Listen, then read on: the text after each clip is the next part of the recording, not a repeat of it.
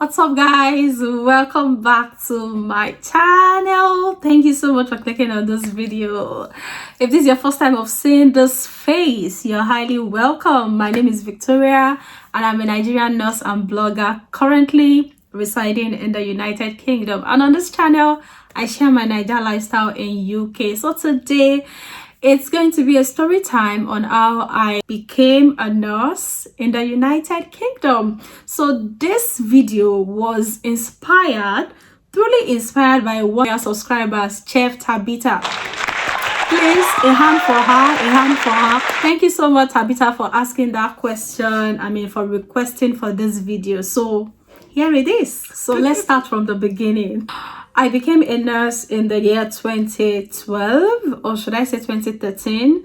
I went to the School of Nursing, University College Hospital in Ibadan. I started in 2009 and I finished in 2012. I wrote my NMC exam in 2012 and I started working with a private hospital in 2013, January of 2013. I cannot forget that day that I got that day. I was so happy, like I got my first job. I started working in 2013 and at that time actually it didn't occur to me that I can travel out of the country, or it can be so easy or easily accessible to me as I found out it could be later on. So I worked from there. I worked in different hospitals between that time till 2017. Then in 2017, I started working with an HMO known as Health Maintenance Organization in Nigeria. And it was at that point that I started looking more into how to become a nurse abroad. At the beginning, I wasn't specific about whether I wanted to go to Canada or US or UK, but when I compared all the available options, I discovered that becoming a nurse in the UK from Nigeria, it's much more easier and much more faster compared to the other countries. So I knew some of my classmates that were already in the UK and I reached out to them. Shout out to you, Oloba Rachel. Thank you so much for your help, for your support, for your advice, and for literally helping me through every stage of the process. So I reached out to her and she explained everything to me. I went online, searched, and it's actually so well available online that you can just click on I want to become a nurse in the UK as a nurse in the Nigeria or as an overseas nurse, and you get a lot of information. Go to the NMC website and you get loads of information on how you can go about it. So I searched online and I was able to know that, oh yes, I needed to do my CBT, I needed to do my IELTS or OET. Anyway, from the beginning, I don't know why I've always done IELTS. I didn't even bother about OET. I just did IELTS. And I've said it previously in my videos that I did IELTS twice. So I started really thinking about, starting the process in 2018, in late 2018. That was around September of 2018, I would say. And in that same 2018, I think I did my CBT in November, either October or November of 2018. That was when I did my CBT. I passed it once. There are actually a lot of resources. There are a lot of groups that you can join if you want help with CBT. In fact, just go online and just type in CBT questions and you get a lot of information about it on Google. So I found out about Mentor Merlin online as I was doing my research. I've actually always been someone that loves to surf the net. So any little thing, I'm already on the net, I am already searching. So I went online, I got connected to Mentor Merlin, got various CBT questions and answers, CBT preparation papers, I got those. So now I've had my CBT. The next thing for me to do at that time, I know that a lot has changed right now. with NMC processing for overseas nursing, but then I had to do my IELTS next, or OET. So I just chose to do IELTS. I didn't even bother about OET. I registered for my IELTS, and at that time we have IELTS academic and we have general IELTS. So there is the one that's accepted mainly by NMC, and there's the one that you need to do for your visa, for your immigration processes. So the one I did was only for NMC. It couldn't be accepted by the visa and immigration processing for coming into the UK. Anyway, for that IELTS, my result was poor. It was poor, so I couldn't use it.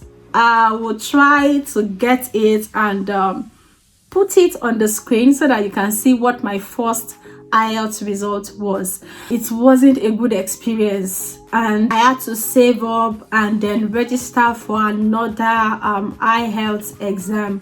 And also for my IELTS, I used a lot of free resources online, like mainly YouTube. And one of the YouTube videos that really helped me a lot are the videos by IELTS Liz. Like, our videos are great. I also had access to one of our paid classes, and it was wonderful. So if you are looking to do your IELTS, or you are looking for materials, just go on YouTube and type in IELTS Liz. Like, you can literally pass your IELTS with just free lessons on YouTube. I've seen a lot of people that have done that, and even I myself, our free lessons on YouTube are the main things that I focused on when I was trying to pass my IELTS. So I registered for my IELTS again in 2019. The first IELTS that I did and failed, I paid 75,000 for the IELTS. Now this second one that I have to do, it was higher than that. I think I paid 97,000. Yeah, I think I paid 97,000 for it, because I was going to use this academic IELTS for NMC and also for immigration and visa. You know, like I said earlier, the first one I did was only accepted by NMC. It wasn't accepted by visa and immigration department. So even if I had passed that academic IELTS, that is the first academic IELTS that I did, I still would have needed to do another IELTS for the visa and immigration purposes. So I did the second IELTS academic for both NMC and visa and immigration, and this that you're seeing on your screen was my result. I think I did that in January of 2019. I am sorry, I can't really remember, and I didn't want to start looking out for all these dates first before making this video, because it might make it take longer. So I'm going to paste it here on the screen. So that was when I did the second IELTS and I passed. So a little encouragement for you: if you've done IELTS once, twice, thrice, even if you've done it 5 times and you still haven't made it, keep trying. Keep trying. Don't give up. Please keep trying. In fact, I've had stories of people that have done IELTS like more than 5 times before they actually finally made it. So keep going. As long as it is what you want to do, keep going, keep trying, and you'll get it. I'm also going to try and make another video on what helped me during my IELTS and the resources and the website that I recommend for IELTS. I'll try and do that video. So after passing my IELTS, it was time to start looking for a job. So I got connected with an agency here in the UK. It was Nursing Jobs UK, or they are also known as Air Law Agency. So I got connected. They are not the only agency that I got connected with. I actually got connected with about 2 or 3 agencies at that time, and I was working towards doing a lot of interviews with a lot of employers. And this is actually recommended because you'll be able to, you know, compare different contracts, compare different hospitals or different care homes and be able to make a choice. It won't be that, oh, this is the only one that you have, and then you kind of think you are missing out because you didn't see what other hospitals or other care homes can offer you. So it's good to have interviews with various hospitals or care homes in order to be able to choose which one you want to go with. So I had my interview with about 3 hospitals at that time. So for some hospitals, they were too far away, or they are like in villages or places that I just wasn't comfortable with, and for some they didn't pick me. But finally I settled with the care home that I work with right now, and then they started the visa processes. Even before they started the visa processes, they started the process of getting my certificate of sponsorship. Now the certificate of sponsorship is needed for any skilled immigrant here in the UK. Like you're coming to work for a company or NHS here in the UK, you need your certificate of sponsorship. This certificate of sponsorship means that those who are employing you are taking responsibilities for your welfare, like for you being taken care of before you get your feet here in the UK. And even after you've gotten your feet, like they are responsible for you when you are in the UK. So they will start with your certificate of sponsorship, and then there are other things that you also need to do, like getting your tuberculosis test done and getting your tuberculosis certificate. I actually didn't talk about passports, but I just assumed that everyone, of course, you know, if you are traveling out of your country or you are planning to travel out of your country, you know that the first thing that you need to do is to get your passport, right?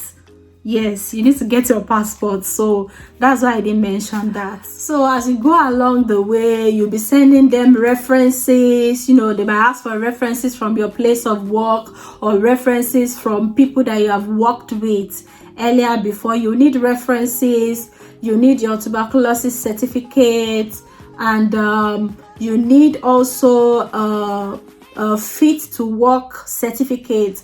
Like you do various tests, various tests, blood tests, urine tests. Did you do urine tests? No, I don't think so. I think it was just blood tests. Yeah, blood tests and just physical tests to make sure that you are physically fit to work. They are going to request for that from you, and all the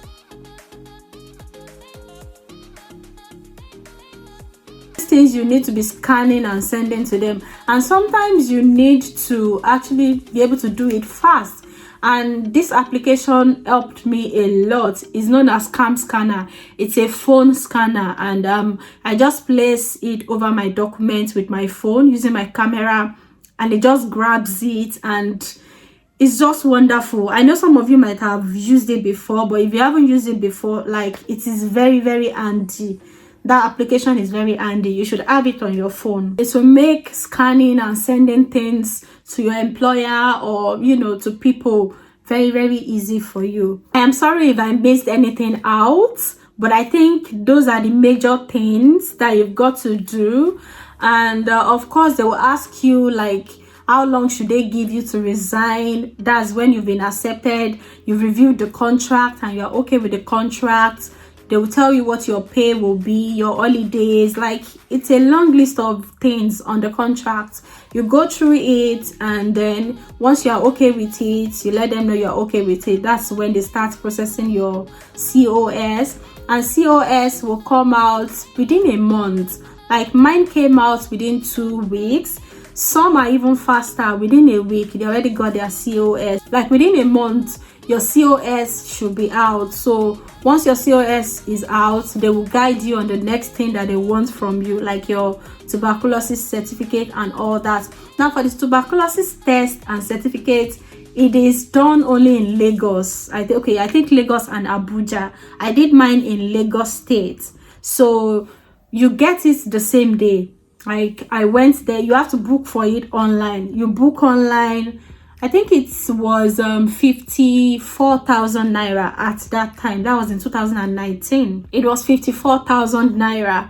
So you pay online, then you get to the site, present your receipts to them, and then they will guide you on how to go about. You go in and do the x-ray of your lungs, and then you'll be seen by a medical doctor who will ask you a series of questions. In fact, they will have given you a questionnaire that you will fill before you go in to meet the doctor. After a while, you get your results, you get your TB certificate, and that is what you scan and send to your proposed employer, or to your employer in view, to your employer, so that they will know that you are fit, and also along with your blood test and references and every other thing. So as many things as they want you to do, they will let you know, so you send everything to them. So once everything has been sent to them, it is now their own responsibility to process your visa.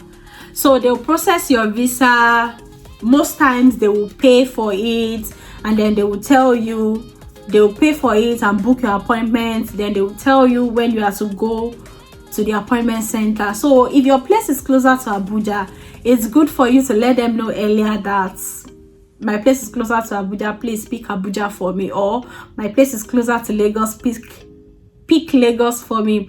So for me, I stayed in Ibadan, so I did my visa interview and capturing. I did that in Lagos State. So once that was done, they paid for my ticket and they gave me a date to resume to the UK, and I came in here. So that was how I came into the UK. So once I came to the UK, I came to the UK as a pre-registered nurse.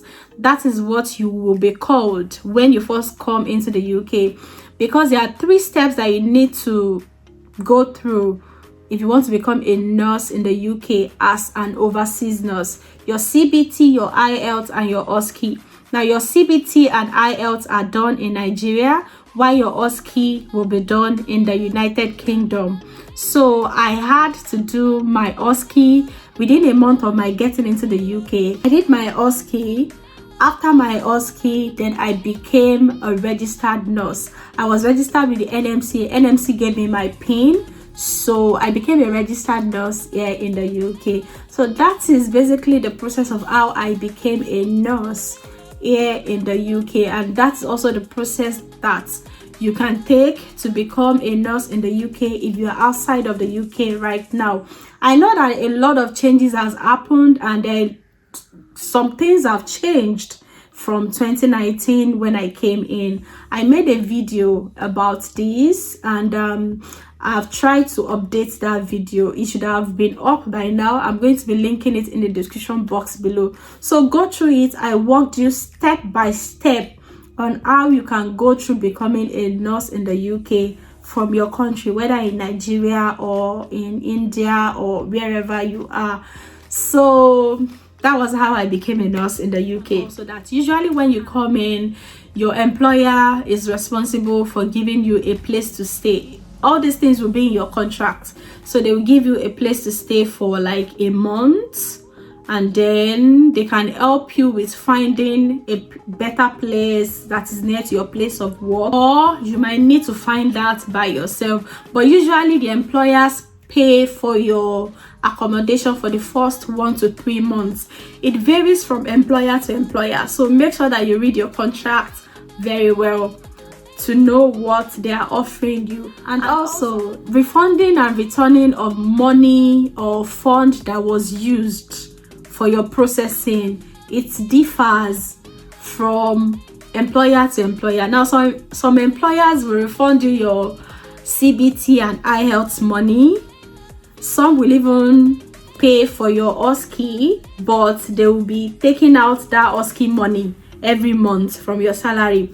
While some, they will not pay, they will not refund you your IELTS and CBT, but they will pay for your OSCE. Like, it differs. Just make sure that everything will be in your contract. So just make sure that you go through the contract very well before signing. And if need be, try and get someone who is already in the UK to look through it for you, so that you are sure that you are getting a very good deal. Okay. I think I have touched on everything that I needed to touch on. If I miss out anything, please let me know in the comment section. Yeah, so thank you so much guys for watching. That was how I became a nurse here in the UK. I hope this answered your question and this helped you. I'm not sure I'm so good at telling stories, but please let me know in the comment section if you enjoyed this story time. I know it's more of like a guide than a story time. Okay, I'm going to sign out now. Thank you so much guys. If you're yet subscribed, please click on the subscribe button and tap the notification bell beside it. And you can also join this channel and become a member by clicking on the join button beside the subscribe button. I appreciate you for being here. Thank you so much. And remember, you can do anything, like absolutely anything you put your mind to do. So don't let failure or whatsoever it is set you back. You can do this and you will do it. I'll see you guys in my next one.